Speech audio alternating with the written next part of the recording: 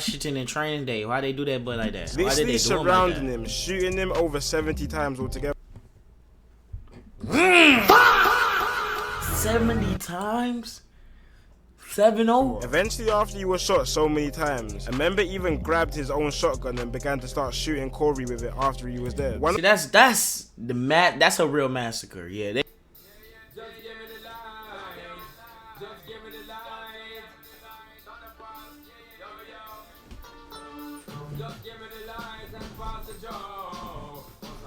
Hey.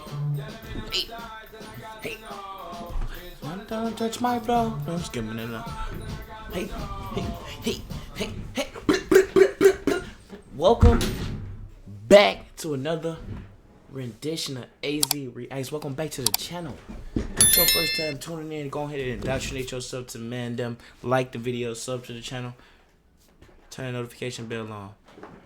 Damn, can I get a focus? Can you focus out for your boy? There we go.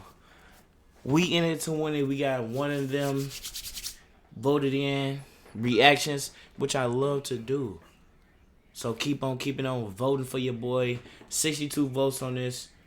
Winner up, the beef and Brum.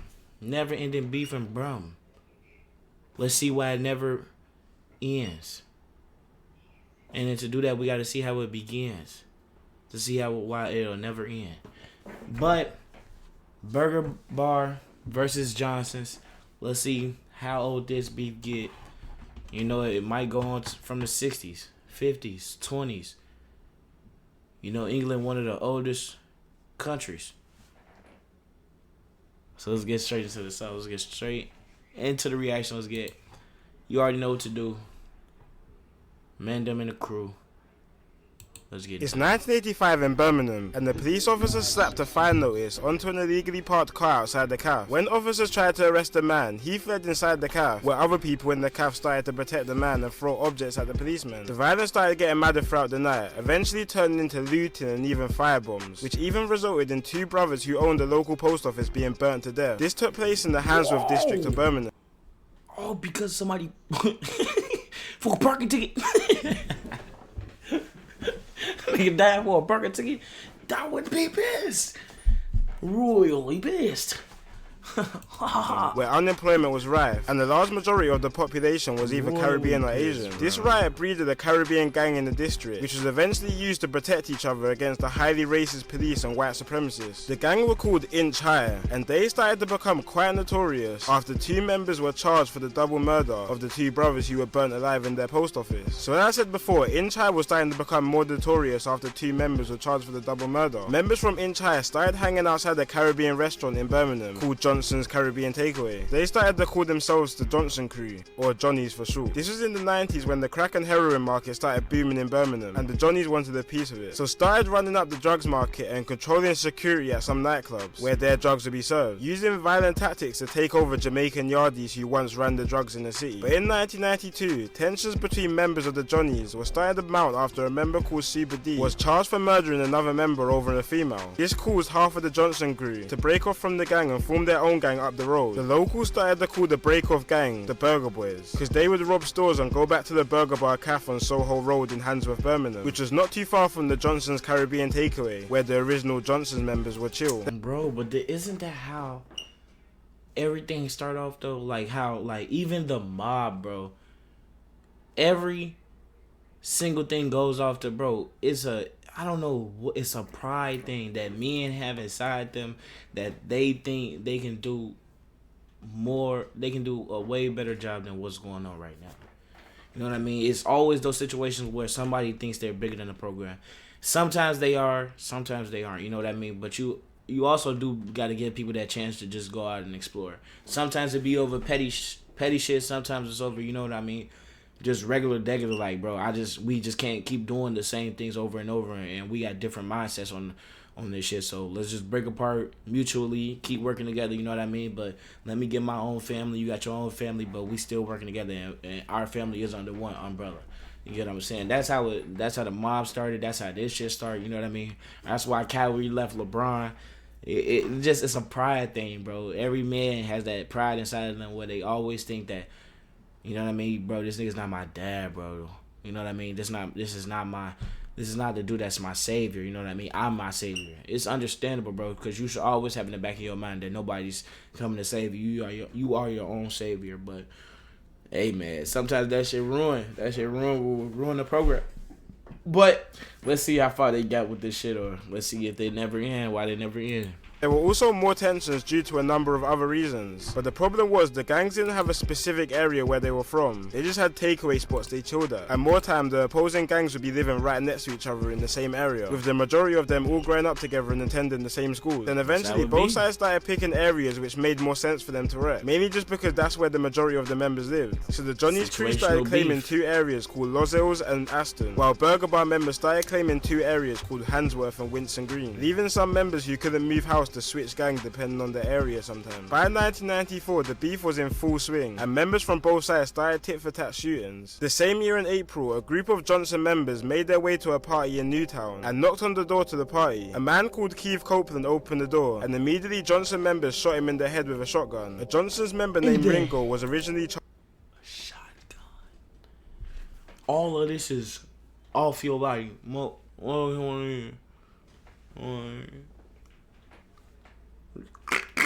Off your back.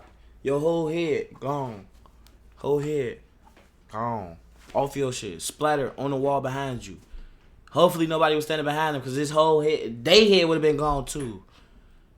I was just gonna say it would have been all on their face, but no, they head would have probably been halfway gone too. It would have been somebody standing behind them that would have had to have all that aftermath on them. Cause slut, a shotgun to the face, bro. Let's be serious, bro.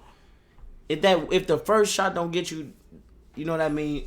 Come on, man. Charged for the murder, but was eventually found innocent due to a lack of witnesses and evidence. So the war was starting to heat up in the area. It was just going to get more hotter. In between Handsworth and Aston, which are 2 opposing areas in this feud, there was another estate called Newtown, which for the most part stayed neutral throughout the war. But this all changed when kids from the Newtown estate and members from the Johnsons were playing football in a park in Newtown. Burger Boy saw this and shot into the crowd of boys playing football, which resulted in Newtown siding with the Johnsons. And Newtown weren't here to play with the Burger Bar crew. A Burger Bar member called Ruben was chasing a Newtown member down the street when 2 Newtown members aged 13 and 15 then clocked onto this. They ran at Ruben and stabbed him over 20 times. The 13-year-old boy served 7 years for the murder and was eventually released. But he hadn't even been out for a year yet when him and 5 other Johnson members ran into a nightclub and shot a bouncer after he attempted to stop them, which the 13-year-old was eventually sentenced to 30 years in prison for. The Johnsons also shot another member. Hell yeah, that boy 2 strikes and he out of there. That boy striked out on his second hit. That boy thought he was gonna go back out there on some real demon time. No, let's lock you up forever now. 30 years on hit your ass on one of these. He grabbed this. He grabbed the book. Smacked your ass with that. Grabbed the book and smacked you with that book. The members surrounded his car and shot him in the head, point blank range, killing him. By 1998, the 2 gangs had single-handedly rose the gun crime rate in Birmingham by 500%, making Birmingham the gun crime capital of the UK. At one point, on the 500%, them gangs alone. Them 2 gangs alone rose the gun violence 500%. And they only said 3 shootings. So maybe it was another 4 shootings. That's 7 shootings total. 500%. God damn. That's probably a shooting every 2 years. How it used to be. Damn. Good day, there will be 1 shooting. On a bad day, there will be around 6, which is crazy for a country where guns are illegal. The Burger Boys retaliated for their member Bubbler being shot in the head. Burger members ran into a Johnson member's apartment called Menace and literally grabbed him and threw him out the window of his 10th floor apartment. A Burger Bar member... Yeah, these boys not playing real demon time. Listen to what they just said. For their member Bubbler being shot in the head. Burger members ran into a Johnson member's apartment called Menace and literally grabbed him and threw him out the window of his 10th floor apartment. The Burger Bar member was heard bragging about it and was arrested, but charges were dropped due to no evidence. But the Burger... Bro, lack of evidence, bro, is everything, bro. Me and my brother was just talking about that, bro. Lack of evidence is everything, bro. If you're not willing to go to trial, bro, You gotta stand by your deal. But if you willing to go to trial, lack of evidence is everything, bro. That's all the state gotta have is lack of evidence, bro. You can scurry your little ass up out of there. Boys really wanted to show the Johnsons they mean business, and ended 1999 with one of the most gruesome murders in this beef. It was New Year's Eve, and a Johnsons member called Corey went into a party at Winson Green, which is the territory of his ops, which are the Burger Bar crew, but found no one. But next day there was another party in Handsworth, which is again part of the Burger Bar's territory. Like that. Corey entered the party armed with a bulletproof vest and a shotgun, like he's about to enter a warzone map. At the party, he bucked into some Burger Bar members who told him to come outside. The Burger Bar members waited for him outside the alley packed with guns, and Corey walked outside towards them and shot his shotgun for the first shot, shooting one member in the hip. Burger Bar members then massacred Corey in a rain of bullets. Dummy. That boy went out like Rambo. That boy thought he was Rambo. He took somebody's hip out though. Hit a nigga in the hip with that bitch, lift that mother out. Limped his ass, they got his ass. Set it off. God damn. Like Denzel Washington in Training Day. Why they do that but like that? Why did they do surrounding him, shooting him over 70 times altogether. 70 times? 7-0? Eventually, after he was shot so many times, a member even grabbed his own shotgun and began to start shooting Corey with it after he was dead. See, that's a real massacre. Yeah, that's the most gruesome murder. Yeah. I've ever heard of in this UK beef. That's insanity. They were shooting him so bad they got his shotgun and blew him with that. One of the men suspected of this murder was a Burger Bar member called Micah, who was actually shot himself a couple months after the murder of Corey. The police were working hard to try and get someone convicted for the massacre of Corey, because these murders and shootings were becoming more and more common, and no one was getting booked for them. Birmingham was starting to look like the Wild West. Police started begging witnesses to... Look at that KFC. Look at that old ass KFC in the background.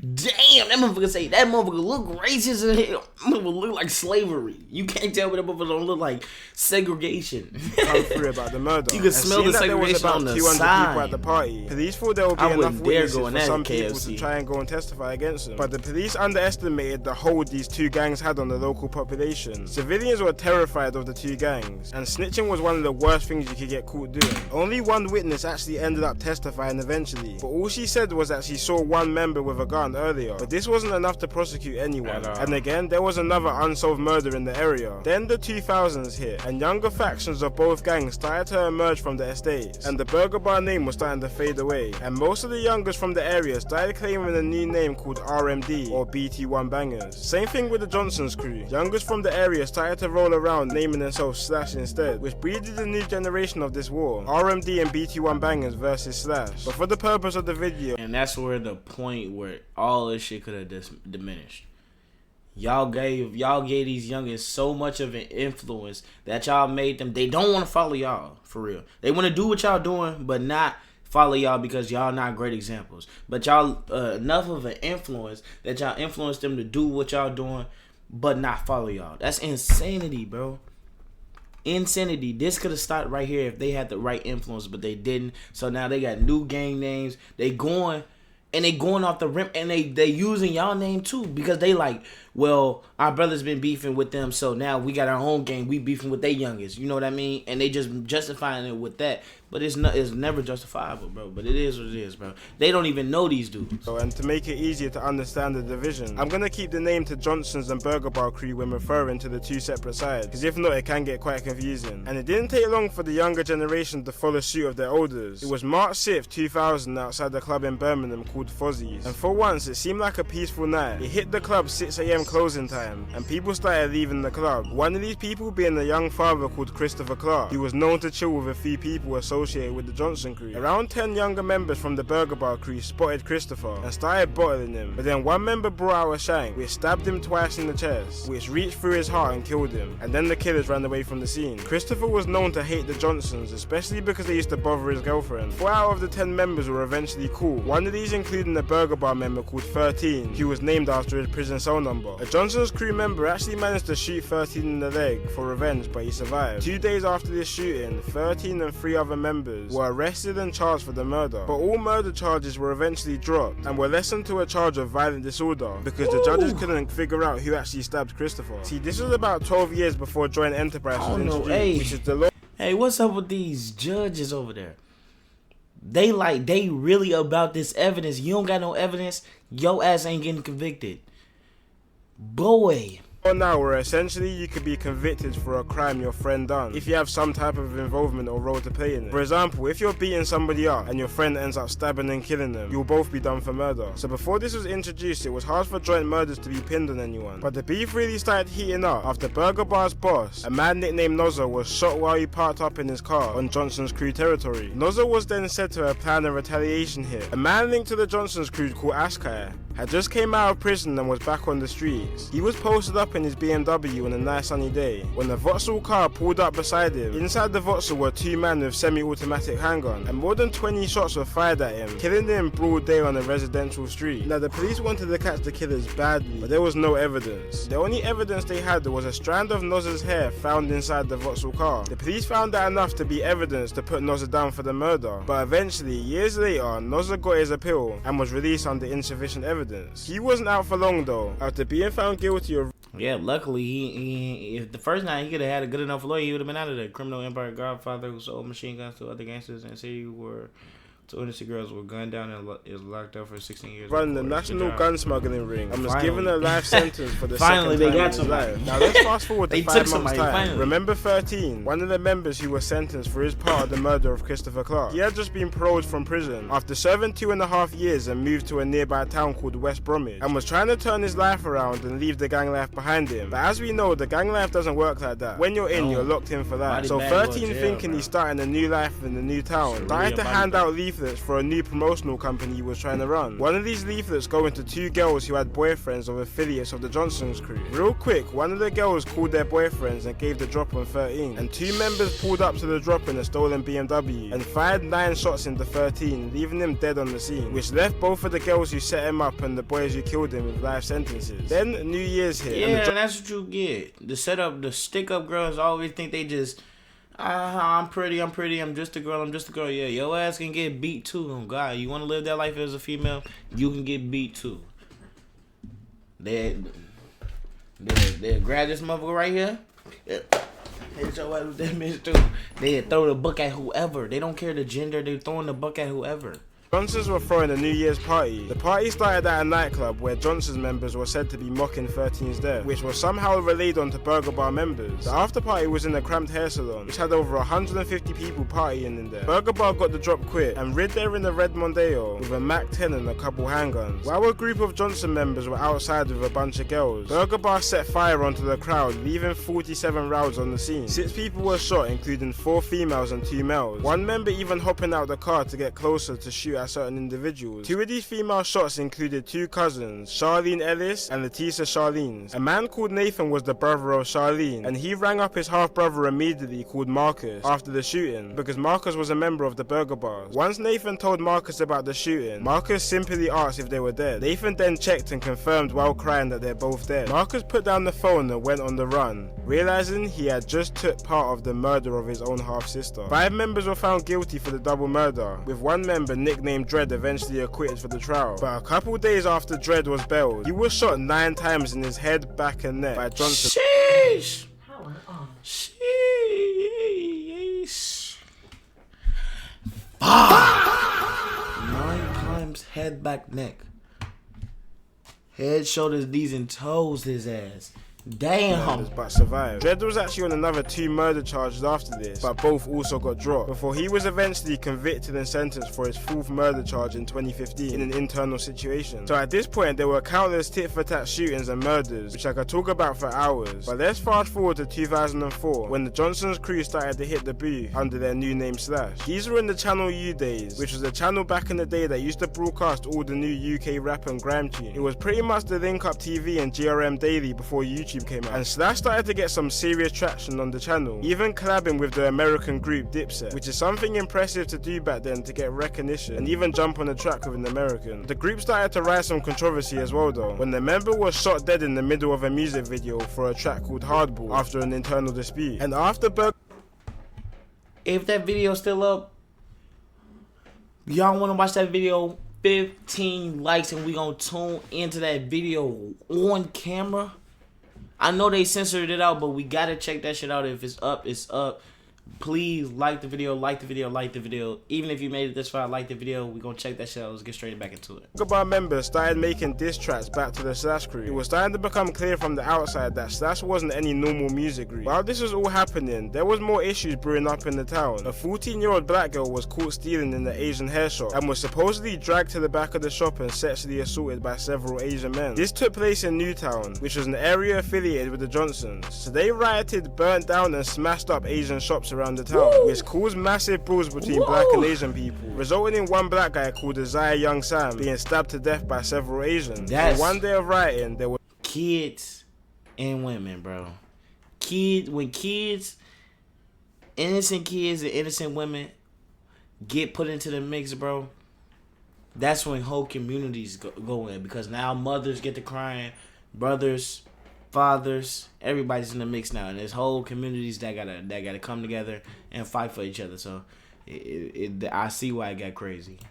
One murder, countless shootings, and 35 people seriously wounded. The riots ended up lasting another 2 days, when Newtown gangs were starting to shoot at Asian gangs in an attempt to get revenge for Isaiah. In one occasion, armed police were searching for a gang that was spotted shooting at a group of Asians. The group ran off while helicopters were searching for them. While running, an 18-year-old called Aaron accidentally pushed over his friend called Dwayne while they were scattering away from police. The fall ended up with Dwayne accidentally discharging his handgun, shooting his friend Aaron in the head, killing him instantly.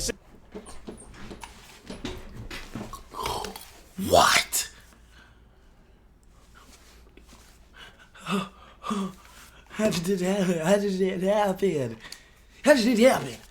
Jesus Christmas. Golly. Listen to that. Dwayne accidentally discharged his friend called Dwayne for searching for them. While running, an 18-year-old called Aaron accidentally pushed over his friend called Dwayne while they were scattering away from police. The fall ended up with Dwayne accidentally discharging his handgun, shooting his friend Aaron in the head, killing him instantly. This ignited a whole different feud in the area between Johnson's gangs, which were predominantly Caribbean, against Asian gangs. But for a bit of time, it was mainly just tensions between the both races and some rare little spouts of violence. Until the 13th of October 2006, when two black gang members from Newtown stabbed two Asian gang members. This was the same day of a man called Blanks' 20th birthday, who was also a Johnson's affiliated gang member. And without Blanks having any prior knowledge of the previous attack one of his members done in an Asian that day, he was shot in the chest and killed on his birthday. This murder was followed up by countless shootings, with two Asian men even being shot in the face 3 days later. And later on in the month, a well-known Asian... this got beefy. This where all the guns at. This where everybody getting their guns from. Burgers and Johnsons. This is where everybody, because they got too many guns. They don't even, I heard one stab and that's it. Everybody else getting shot. And they don't even got guns like that in the UK. So for them to have this many, bro, the other dude got shot by like 20. It was like, they said it was like 10 dudes outside, and all of them had guns, and they massacred his ass. And he had a shotgun.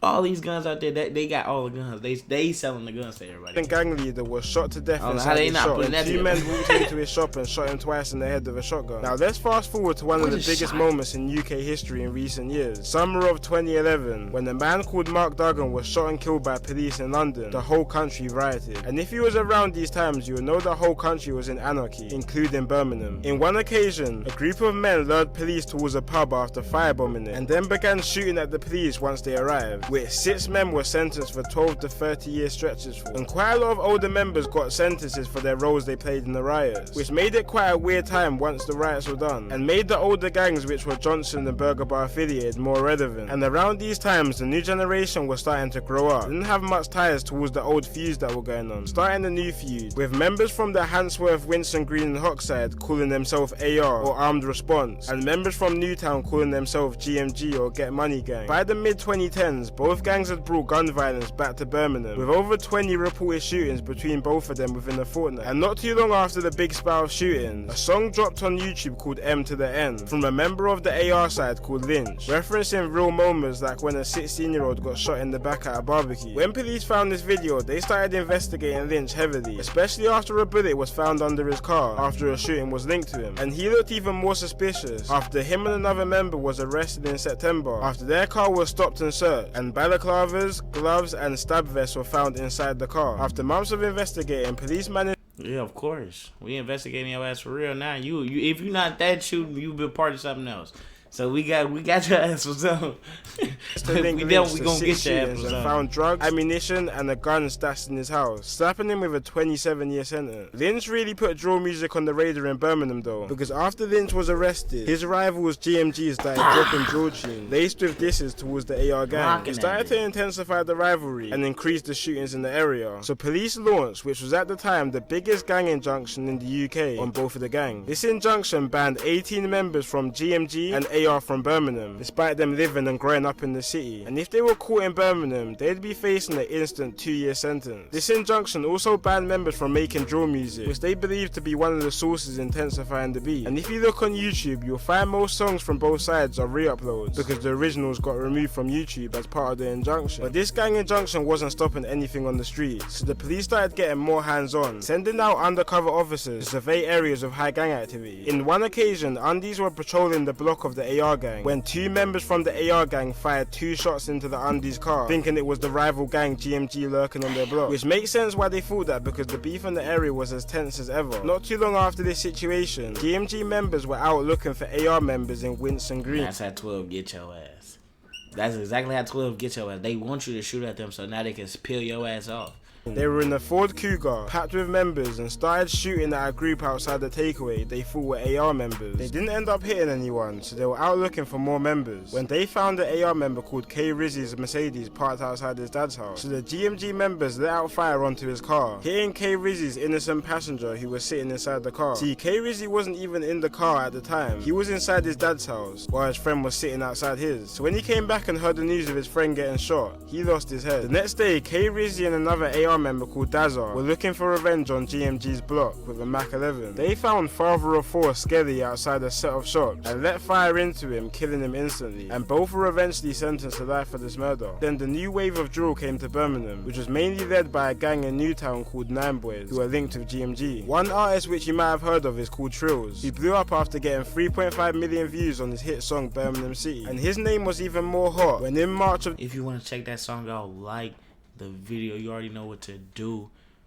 Stay in tune. That's crazy. This year, he was stabbed in the head by AR members. Well, this was actually a revenge attack after 6 schoolboys from Newtown and Aston rid out to Handsworth in a 7-seater car, shooting and stabbing a 15-year-old AR member called K1 while he was talking to his girlfriend outside his house. Currently, 4 youths between 14 to 17 have denied murder, and they will go to trial in October. Now, there's been quite a few more situations of deaths which have happened recently, but I'm not going to cover them in this video. But this war has been going on for longer than 25 years and isn't going anywhere, and I'm pretty sure some of the gang members who rep both sides now don't even know about half the people which have died for the same gang they rep. So guys, just think about that next time you find yourself in these situations. It's been your boy Kid Nerd, and peace out. Bro, that's literally the case in most gangs that last 5+ years, bro. Because a lot of the dudes that started it don't be in the gang no more. They be locked up or dead, bro. So the beef don't be about the same things 2-3 years down the line, bro.